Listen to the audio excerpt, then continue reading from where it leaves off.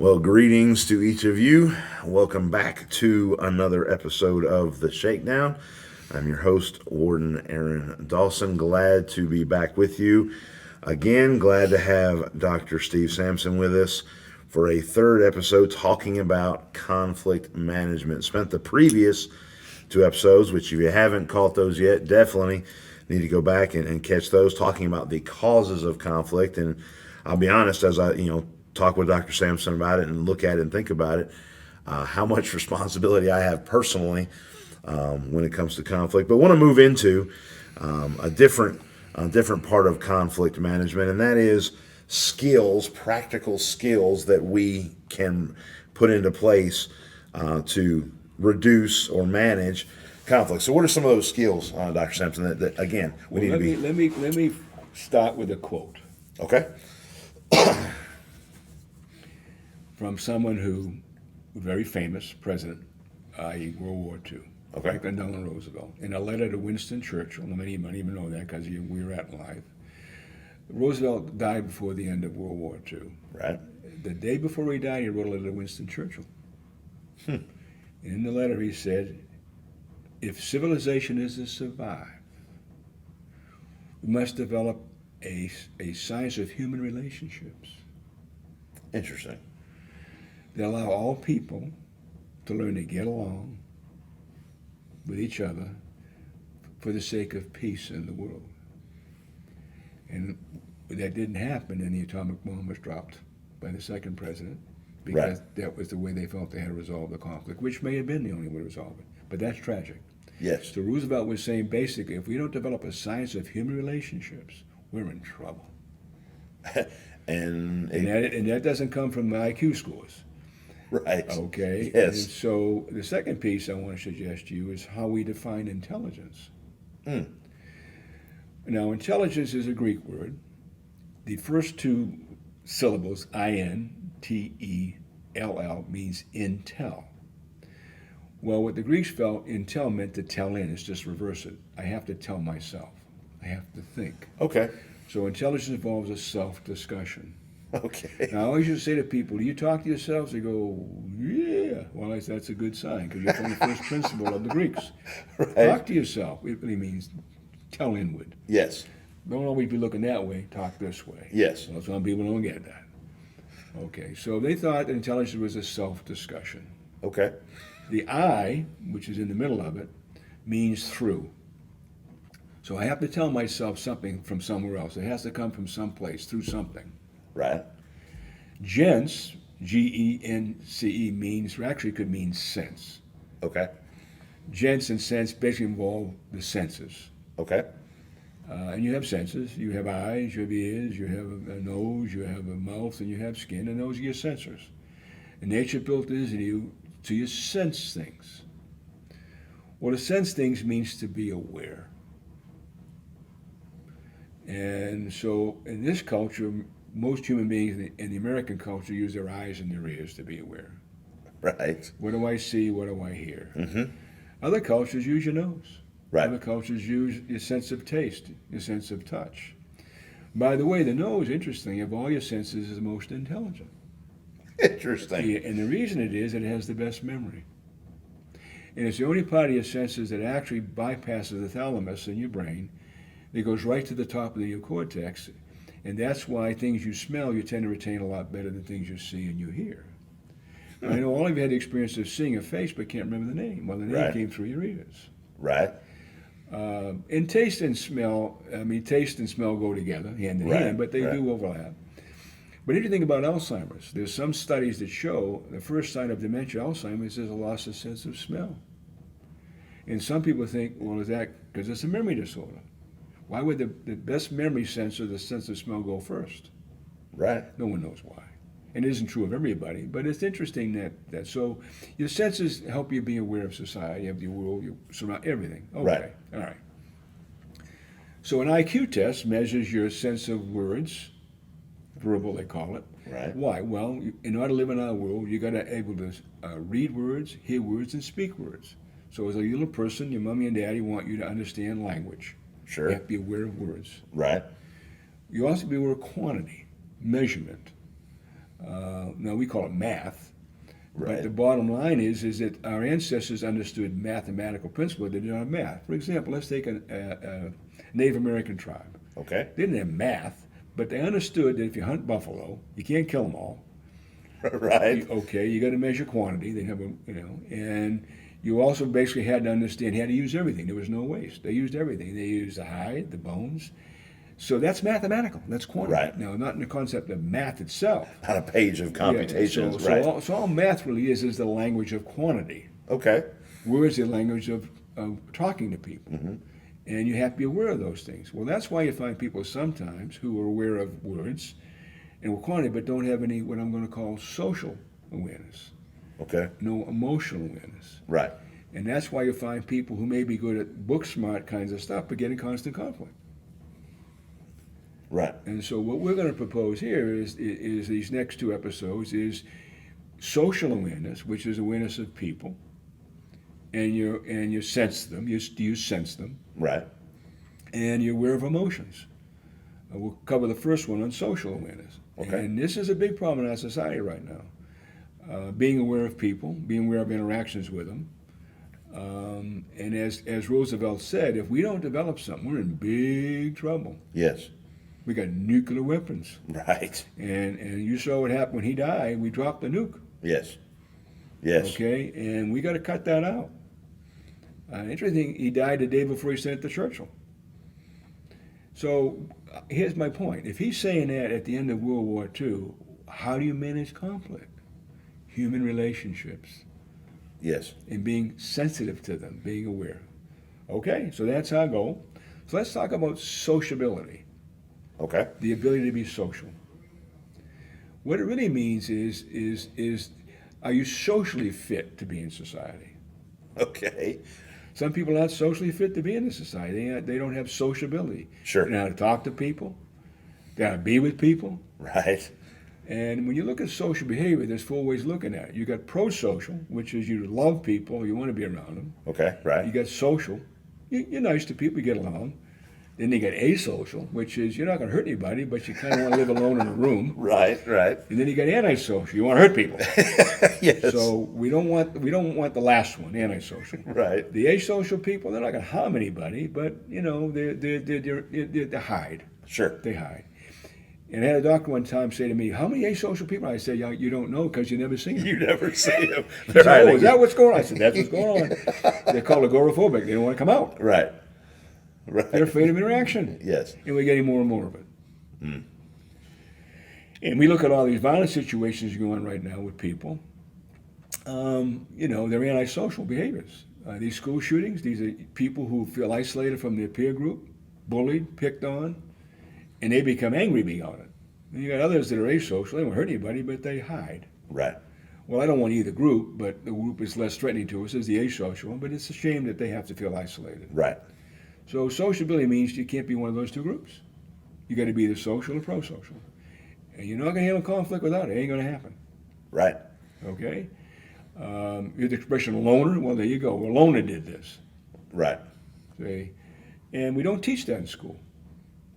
So we're teaching with artifact. I'm living in a community that has a neat school system, not a very large one, but in high school, the middle school, the elementary school, all in the same complex.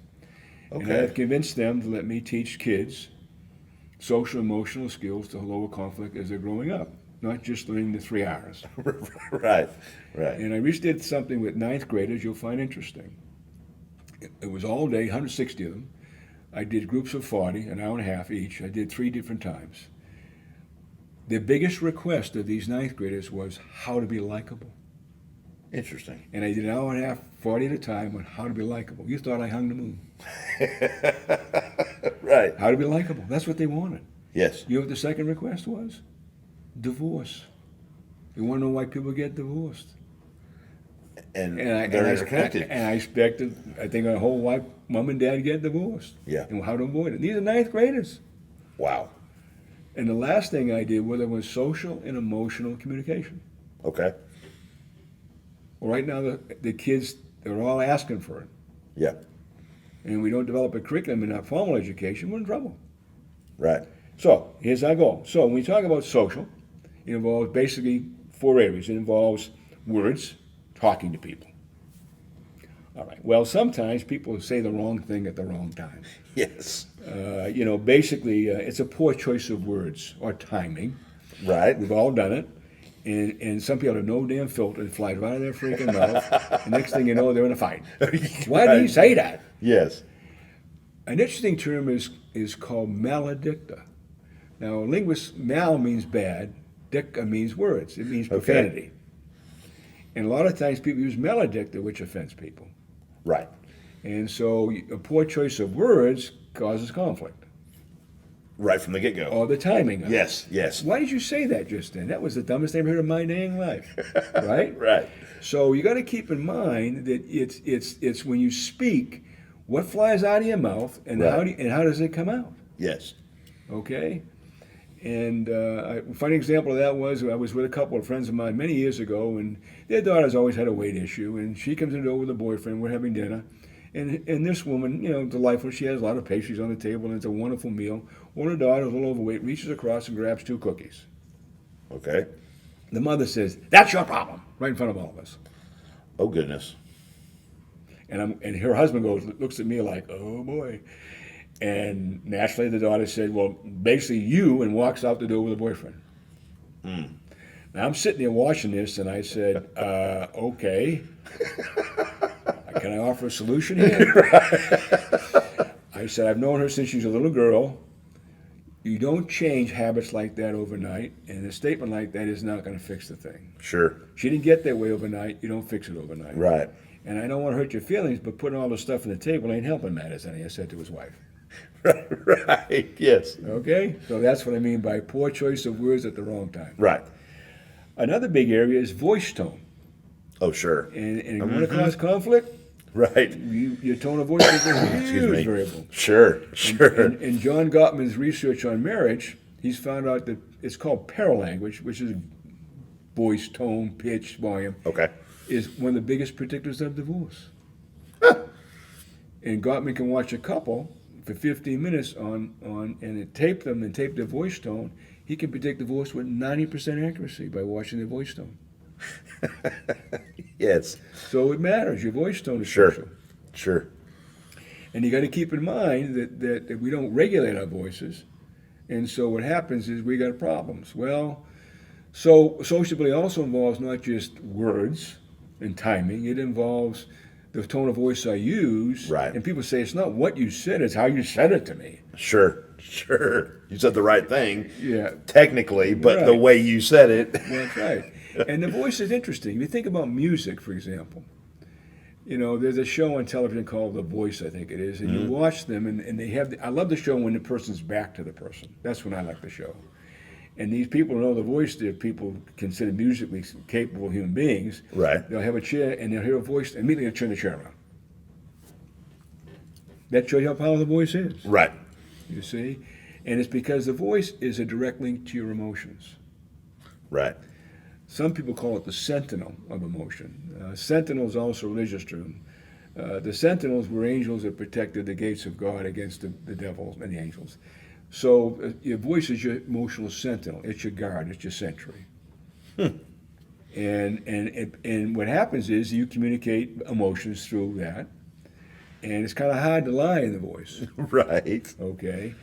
And so a lot of times people will say something, and the way they say it's much more of a problem than what they said. Sure. That causes conflict. Yes. Another one, a big one, is facial expression. That's another one, sociability. The worst thing to do is roll your eyes. Don't ever do that to people because it's a sign of contempt. Sure. As a matter of fact, in Gottman research, he said if you roll your eyes in your marriage too much, it's over. Rolling your eyes. Because you're contemptuous. Sure. And so it's huge. And research on the voice the face is interesting because it is a big predictor of divorce. It's also a big predictor of emotion that's being conveyed. Right. Ekman's book on Masking the Face claims there's about 7,000 more facial expressions around the world. Oh, goodness. Well, I don't know how many there are. I don't know what they are. I don't even know if he's right. But he studied the human face his whole life, 50 plus years. And he looked at different cultures and how facial expression is used. Okay. He found out that facial expression is the universal language. So if you're in a culture and you don't know the words, look at the face. You can read the facial expression. And that'll tell you a lot about the communication. There is a phenomenon called the Duchenne smile. Duchenne. Duchenne. Duchenne was an anatomist in the late 1800s. Okay. He's a Frenchman. Back then, they didn't have X-rays and all that. And anatomists that then are what we now call neurologists. Okay. Anatomists are really neurologists. And they would get a cadaver in their lab, and they would basically stick needles in certain parts of the body, see what muscles contracted. Okay. And Duchenne noticed that we stuck a needle in the heart of a person. The zygomaticus muscles around the mouth would flex, and the old muscles would go like this. They would flex. They're called orbital and zygomaticus. And the person's deceased. Right. Now, Duchenne's wanting to know, okay, why when I stick a needle in the heart do these muscles contract? Yes. Well, he had a theory that those are the ones closest to the heart. He felt they were the most natural, Interesting. heartfelt. Right. Right. And he thought that if you see a lot more of those expressions in people's mouth and in their eyes, they basically express a lot more feelings with their heart. It's called the Duchenne smile. Now, you might want to Google it after this presentation, Right. because people with Duchenne smile have exquisite temperaments. My wife at 50 years, they call her the lady with the smiley face. She smiles 80% of the time. Everybody sees smiling all the dang time. She has the best temperament. Sure. She's the most loving human being I've been around in my life. When I used to travel overseas and I didn't know a language, I'd look for Duchenne smiles. And every time I'd approach someone, if there was a language barrier, they'd try to help go out of their way. Right. Looking for the smile. And the concept of that is this. It's called the natural smile. Now, according to Meckman's book, there's 19 smiles around the world he's coined. I don't know if there are 19. He said, but the only real one's called the Duchenne smile. The others are all fake. Well, I don't want a fake smile. Right. You got an airplane, have a stewardess give you a fake smile to shut you up. Right. But I have noticed a phenomenon when I fly. And I used to get upgraded a lot because I flew a lot. And up in first class, I would watch who they put up there. They all had the Duchenne smile. Interesting. And they were the most pleasant. Right. And actually, in the airline industry, when they trained reservationists, they used to put a mirror in a room, and the reservationists would have to look at the mirror and take several calls to train them. They had to show a facial expression in the mirror to match up with what they said. They know that the face caused... Yes. Yes. It's interesting. So that's important. Right. Sociability. Face communicates feelings. Voice communicates feelings. If you want to cut out conflict, use the right voice tone, right facial expression, less problems. If you get a Duchenne smile, you're all set, but not everybody has one of those, right? Right. Okay. Interesting thing, sociopaths don't show it. They'll show the other smiles, the fake smiles. I've never seen a Duchenne smile in a sociopath. I haven't. Now, I may be wrong. Right. But they have a lot of fake smiles. sure. Now, there's nothing wrong with a fake smile because you're attempting to be positive. Right. And, a lot of times people don't realize that. I've seen people, like on airlines, if stewardess will smile at somebody as being not a very nice person or being a jerk. Right. And it shuts them right down when they fake them a fake smile because they don't realize they're getting a phony smile. Right. But that's okay. It still works. It worked, right, yes. It was effective. Effective. Calm them down. No conflict here. That's right, yes. I'm laughing at myself watching. I say, this guy just got sucker. He didn't realize it. He was looking for But you see it up in the first class, and it's interesting. You ever travel? Now, there are cultures, though, that have what's called social etiquette. They call it facial display rules. Interesting. Cut down on conflict. In the Asian culture, they're taught at a very young age to control facial expression. Okay. So if a child, oftentimes in those cultures, shows a negative facial expression, they're popped. Oh yeah, I've had Asian doctoral students when I was a professor who were not raised here; they're raised in there, and they came here. Right. And they explained to me, yes, in their culture, they were taught to show a feigned smile just to cut out conflict. Interesting. And the idea is it's a form of etiquette. Okay. So why would a culture teach you to control your facial expressions to cut down on conflict? And so cultures, in Asian cultures particularly, will teach you, even if it's a fake smile, smile. Cuts down on the conflict. Cuts down conflict. Just smiling. Just by smiling, even if it's fake. Doesn't matter. Right. So we know that's a variable involved in it. So you got to keep that in mind. Another variable involved is just gestures. Okay. Hand gestures. You go like this to somebody, you don't give them the finger. That causes conflict. Right. Immediate conflict, yes. Be conflict, and go like this, raise your hands up. So gestures also cause conflict. Sure. Social. So Right. you got voice, you've basically got words, you've got the face, but there's the gesture thing. Right. And a lot of times, for example, when someone's speaking to you and you turn your back on them, that's a gesture. Sure. Okay? And so consequently, you got to be aware of all those things, and you want to control conflict. You got to control your body movements. You got to control your facial expressions. You got to control your voice tone. You have to control your words. Well, people aren't taught that. Sure. And like when I meet with these ninth graders, if they develop their curriculum, they're going to come into phases of their life when they come and say, they're ninth graders now. They're in that realm of middle school, high school, boyfriends, girlfriends, and they basically need it. Sure. A little out of fact, one of the last things I did, I was invited by a dean of university, the last professorship I had. He was a prison commissioner. I had been a warden for him years ago. Okay. And he asked me, he's always kept in contact with me, but he left corrections than I did. And he wanted me to create a social intelligence curriculum at this College of Justice and Safety. And he said, would you consider doing that for me? I'm tired of these kids not having any social sense.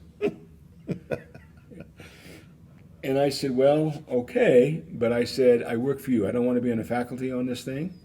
I don't want other professors telling me what I got to do, and I don't want to. It's me. I do it. Right. I have to do it my way. He agreed to the conditions. He even agreed to pay me out of his own budget, not the faculty budgets. Right. I went up there for 6 years. Oh, wow. The last year I went, over 600 students took those courses in university. And not just taught by me. I had other professors teach it. Sure. But an interesting phenomenon out of that. What happened was you had to be a junior or a senior to take the classes. Okay. What happened was, are we okay on time? Yeah.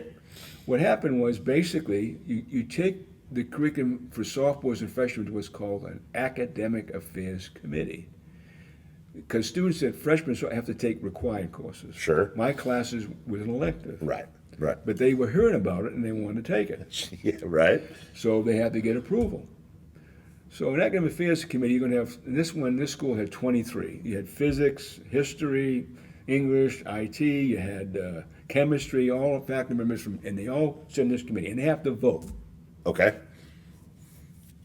as to whether what I'm teaching is going to be accepted at a sophomore level or a freshman level, say for substitute, say public speaking or another kind of course. Okay. Well, I wasn't in the room. I wasn't there the day. The vote was basically 19-4. 19 voted for it, 4 didn't. Now, I wasn't there, so I didn't observe all of it. Right. I thought it'd be a lot closer than that. That was great, 19-4 for it. But who didn't vote for it's interesting. English department and IT voted against it. Your writers and your technicians. History, chemistry. Matter of fact, the physics professor, chairman, got up and said, it's about time we teach this stuff. Yes. Isn't it interesting? Yes. So, when I go back to the IT thing in Silicon Valley earlier in one of our things, and about maybe the guy's right. Maybe in those cultures we've become the point that they rejected it. Sure. We're teaching kids how to communicate. Right. No, we're not. Not socially. Yes. So the argument there is that, and I thought that was an interesting phenomenon because I asked him how the vote went. I thought it'd be 19-4. That's great. They won for it. But who voted against it, I wasn't shocked. English and IT. Isn't that sad? It is, yes. It is sad.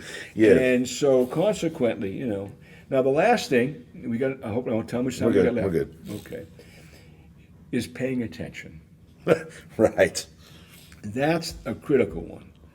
And if we get into this training with you all in this new CMT book, we start training people in corrections in it, paying attention. Sure. You pay attention with your eyes and your ears. And one of the things I try to teach people is that to prevent a problem socially, you got to observe it coming and you got to hear it coming. Right. So if you're in a correctional setting, you should see it coming. Right. Right. Yes. You can hear it coming. You see? So one of the ways to be very sociable is to pay close attention to what's going on around you. Yes. And the other thing you want to do is you want to pay close attention with your body language. For example, my son decided, he was in the travel business for many, many years, decided to go back to school, got his master's degree in counseling. He's now a counselor in an elementary school. Okay. And he said to me, Dad, these kids, you can't really do psychology. I said, you can talk to them, but I said, the smartest thing you can do with these little people is pay attention, period. And every time these little people approach you, just give them your undivided attention. Right. Now, he's been there, this is his second year. They always want to know when he's coming to school. Where is Mr. Brandon today? We miss Mr. Brandon today. Uh-huh. Because these little people, my son gives them undivided attention. Sure. He stops, he looks at them. The principal loves my son because he puts out all the fires. Right. Caused by a teacher in the school. Right. You see? And when a little person is upset with the teacher, he brings the little person in and says, tell me what happened. The little person tells him. He doesn't judge, he just listens. Then he listens to the teacher's side of it. And the principal is a wonderful principal, by the way. She loves him because he basically puts out all the social fires. Right. Just by giving people his undivided attention. Little people. Yes. Which means it'll work on big people as well. My dog gets it. When I get home, I have this dog. He's a Borodor. He's a Border Collie Black Lab mix. And every time I come into it, first thing he does is he's wagging that dang tail. I sit down. He sits right in front of me, looks right at me. Right. He won't leave until I pat him. That's exactly right. He gets it. Right. Now, if humans got it, we'd be in less conflict. That dog doesn't hold a grudge. Right. He gives me, and I think that's why these helper dogs are so critical to people with different issues, vets with PTSD, kids with Sure. autism, because the animal has enough sense to realize that one of the ways to control conflict with people with disabilities is to give them your undivided attention. Right. It ain't rocket science. Right. The dang dog gets it. Right. And I can't get human beings to get it. Right. Yes. So we've covered the area. Basically then, words, voice, facial expression, gestures, or nonverbal as they're called, and basically giving people your undivided attention.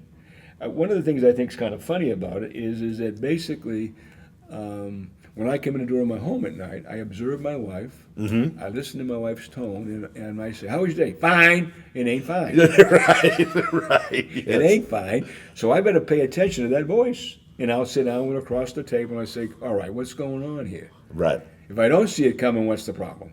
Oh, yeah. You'll walk right into Well, it. in a correctional setting, a law enforcement setting, it's the same analogy. If you can't see an inmate coming at you with a problem, Right. you know. Now, one of the reasons they went to direct supervision years ago, I was a big part of that. You didn't know that. We used to do a thing called IPC. In Contra Costa, California, was the very first jail in the country to teach direct supervision. We made it real clear back then. I was one of the original trainers. I didn't know that. I was. And basically, it was called IPC, and NIC put it on, and they hired us to be the one to develop it. My mentor was the major person. I was his lackey. I went with him everywhere. I was his doctoral student. But you're in direct supervision. You have no choice but to be sociable. Sure. Now, some people didn't like the idea of direct supervision because it made officers feel vulnerable. Sure. But the reality of it is, the research says it actually makes it better. You have to have more skills in that direct supervision. Right. But they're not locked down in a linear type jail like a penitentiary. Right. They're not locked in their cells. You have to engage them. Yes. When you engage them, you find out things. Yes.